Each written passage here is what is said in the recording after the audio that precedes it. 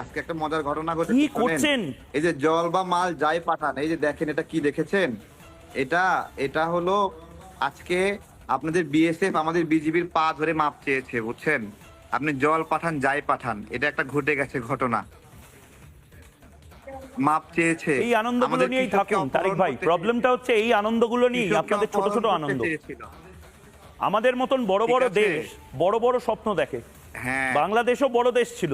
না না, বাংলাদেশকে দায়িত্ব নিয়ে আপনাদের মতন পাকিস্তানি প্রেমীরা ছোট দেশে পরিণত করছেন।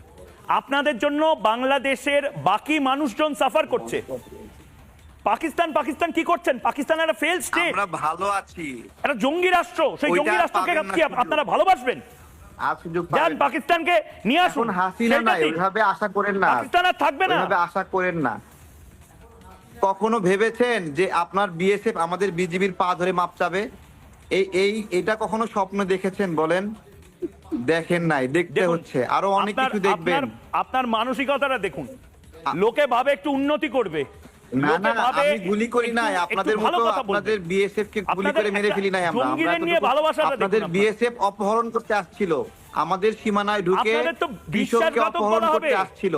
বেঈমান বলা হবে, গুলি করে হত্যা করি নাই। বেঈমান বিশ্বাসঘাতক বলা হবে তারেক ভাই। আপনারা কি বেঈমান? আপনারা কি বিশ্বাসঘাতক? দিয়েছি তারেক ভাই, আপনাদের জন্য একটা গোটা দেশ রসাতলে যাচ্ছে। এই পাকিস্তান প্রীতি আর দেখাবেন না। পাকিস্তানিরা ৭১ সালে আপনাদের দাদা ঠাকুরদার সাথে যা করেছে, আপনার দিদিমার সাথে, আপনাদের মায়েদের সাথে যা করেছে, সেইটাকে দয়া করে মনে রাখুন। ভারতীয় সেনা মনে রেখেছে, ভারতের মানুষ মনে